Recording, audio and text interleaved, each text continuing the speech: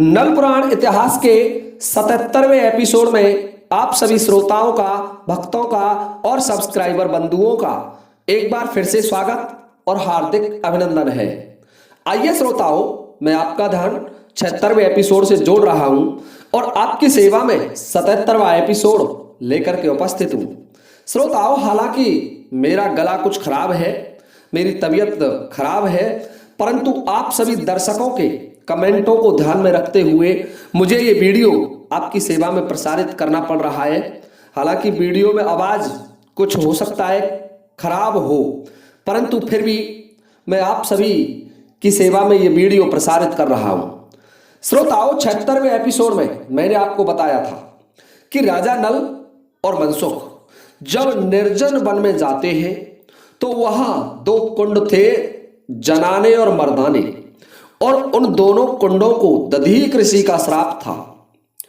यदि जनाने कुंड में कोई मर्द स्नान करेगा, कोई नर स्नान करेगा तो वो नारी हो जाएगा, और मर्दाने कुंड में कोई नारी स्नान करेगी तो वो नर बन जाएगी।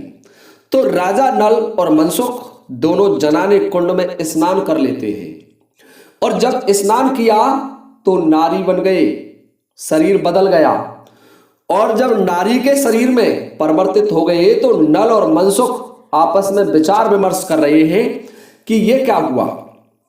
तो मनसुख कहने लगा कि यदि इस समस्या से हमें कोई बचा सकता है तो वो केवल गजमोतनी भाभी ही बचा सकती है, उनका ध्यान करिए।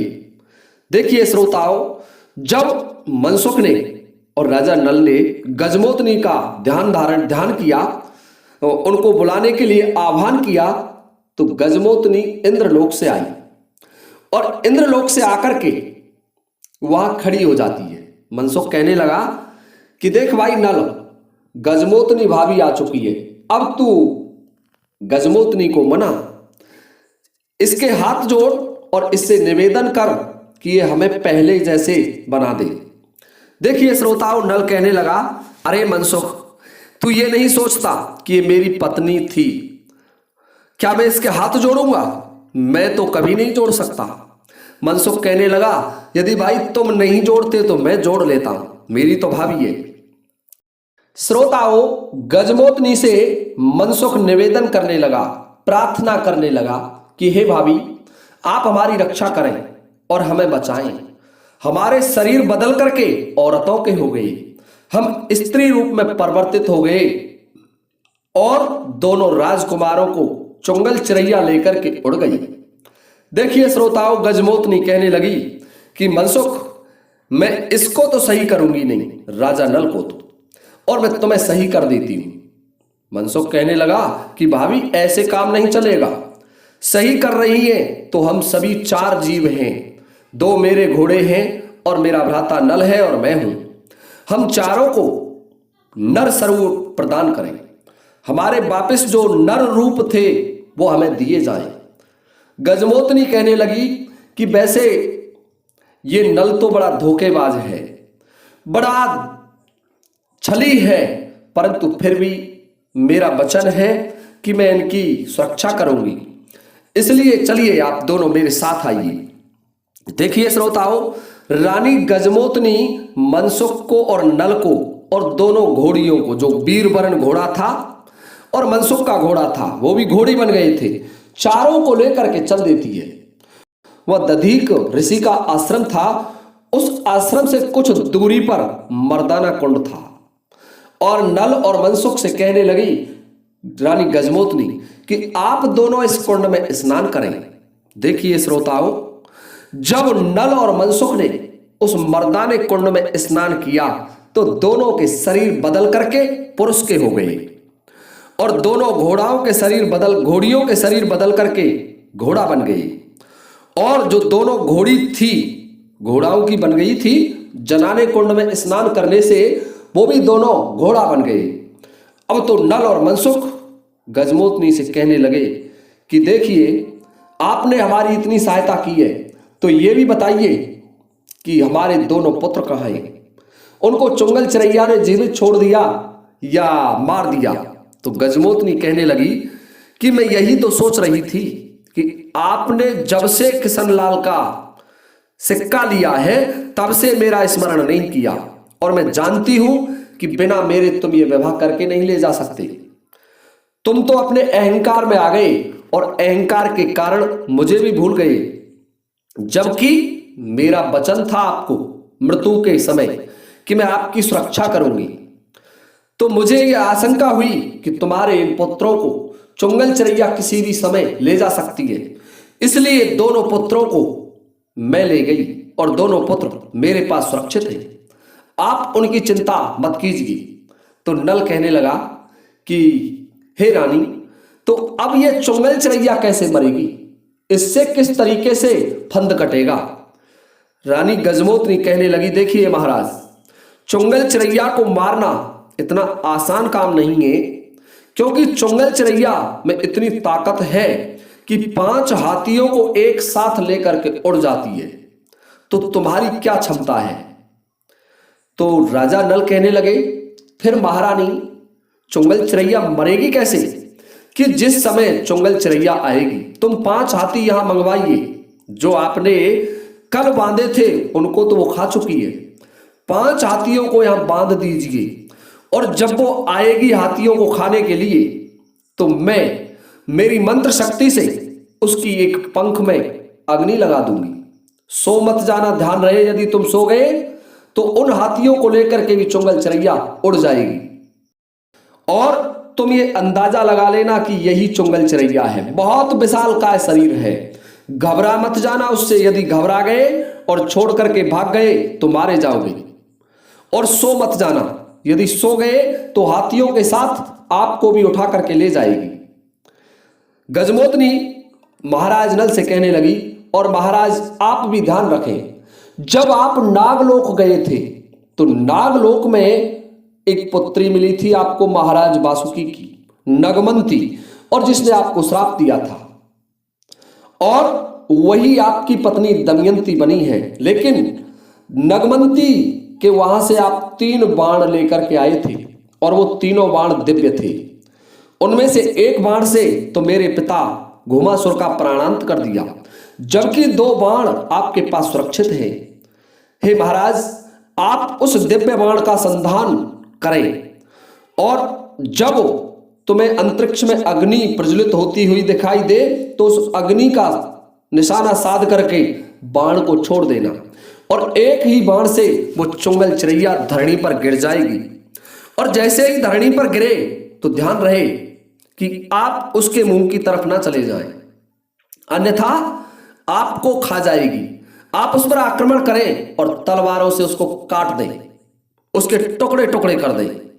देखिए श्रोताओं, रानी गजमोतनी ने महाराज नल और मनसुख को तैयार कर दिया, अलर्ट मोड पर कर दिया, और महाराज नल ने 5 हाथी अपनी फौज में से और मंगवाए। गजमोतनी के कहने पर महाराज नल ने 5 हाथी और मंगाए, और वही 5 हाथी कुछ दूरी पर, जहां बारात ठहरी हुई थी वहां से कुछ दूरी पर बंधवा दिए, और दोनों राजा नल और मनसुख अपने अपनी तलवारें और धनुष बाण लेकर के बैठ जाते हैं।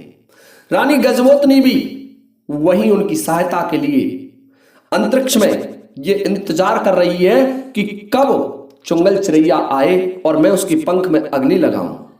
देखिए श्रोताओं, रात्रि के ठीक 12 बजते हैं तो चुंगल चिरैया को तो भोजन चाहिए था। चुंगल चिरैया चल देती है अपनी भोजन की तलाश में, और अंतरिक्ष से जब देखा तो 5 हाथी बंधे हुए दिखाई दिए। चुंगल चिरैया प्रसन्न हो जाती है और उन्हीं हाथियों पर आक्रमण करने के लिए निशाना साधने लगी। श्रोताओं, तभी रानी गजमोतनी ने चुंगल चिरैया की पंख में अग्नि प्रज्वलित कर दी, अग्नि लगा दी मंत्र शक्ति से। और जब महाराज नल ने यह देखा कि यही चुंगल चिरैया है, ये विशालकाय पर्वत जैसा इसका शरीर है, यही चुंगल चिरैया है, तो राजा नल ने जो दिव्य बाण था रानी नगमंती का दिया हुआ, महाराज वासुकी की पुत्री का दिया हुआ दिव्य बाण था, वही बाण संधान किया और उस बाण को चुंगल चिरैया पर छोड़ दिया। और जैसे ही चुंगल चिरैया में बाण लगा तो श्रोताओं, चुंगल चिरैया धड़ाम से पृथ्वी पर गिर जाती है, और वहां मनसुख और राजा नल पहले से ही अपनी दुधारी तेगों को ले लेकर के तैयार खड़े थे। अब तो दोनों योद्धा चुंगल चिरैया पर टूट पड़े। देखिए श्रोताओं, देखते ही देखते महाराज नल ने चुंगल चिरैया के पंख काट दिए, दोनों पैर काट दिए और विशालकाय गर्दन जिससे राजा नल और मनसुख पर आक्रमण कर रही थी चुंगल चिरैया, परंतु महाराज नल ने तलवार के एक ही बार से चुंगल चिरैया का सर अलग कर दिया और चुंगल चिरैया का वध हो गया। चुंगल चिरैया का जब वध हुआ तो उसका शीश और उसकी पंख लेकर के महाराज नल और मनसुख रानी गजमोतनी से कहने लगे कि महारानी, अब हमारे दोनों पुत्रों को लाइए, दोनों पुत्र कहाँ हैं? तो गजमोतनी कहने लगी कि आप जब तक बारात में नहीं पहुंचेंगे तब तक आपके दोनों पुत्र मंदिर में मिल जाएंगे। जाइए, आप जितना समय आपको यहां से पहुंचने में लगेगा उससे पहले दोनों पुत्र उसी देवी के मंदिर में सोते हुए मिलेंगे।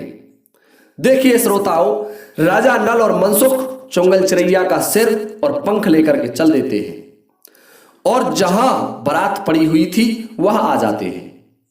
और जब उस मंदिर को खोला गया, माता देवी का मंदिर खुलवाया, तो दोनों राजकुमार मंदिर में सो रहे थे, क्योंकि दोनों राजकुमारों को तो रानी गजमोतनी लेकर के इंद्रलोक चली गई थी। हे श्रोताओं, अब तो रानी गजमोतनी वहां आकर के राजा नल से कहने लगी कि महाराज, हे महाराज, आप राजा केशव से कहिए कि विवाह की तैयारी की जाए। हमने आपकी 5 शर्तों को पूरा कर दिया है। श्रोताओं, महाराज नल और मनसुख, महाराज बुध साथ में थे और राजा भीम साथ में थे। चल देते हैं राजा केशव के दरबार में और राजा केशव को चुंगल चिरैया का सर पटक दिया उसके सामने कि लीजिए महाराज, ये आपकी चुंगल चिरैया थी जिसने आपको बहुत लंबे समय से परेशान कर रखा था। यही वो चुंगल चिरैया है। अब आपके शहर के हाथियों पर, पुरुषों पर और किसी भी जीव जंतु पर कोई खतरा नहीं है, क्योंकि चुंगल चिरैया मर चुकी है।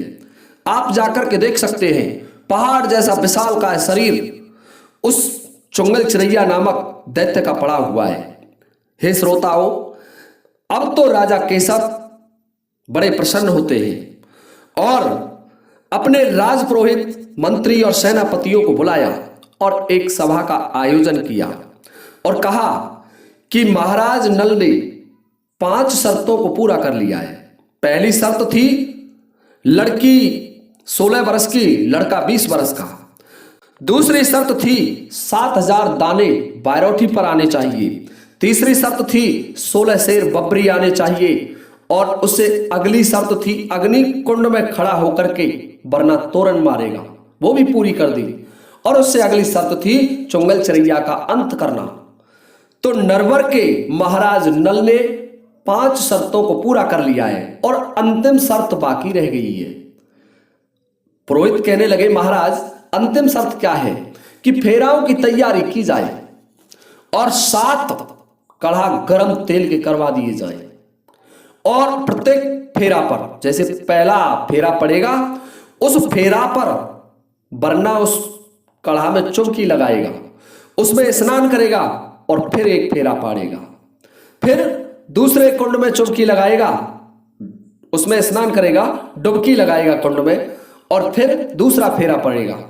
इस तरीके से 7 परछाओं में गर्म तेल होगा खौलता हुआ और उस तेल में स्नान करने के बाद 7 फेरा डाले जाएंगे।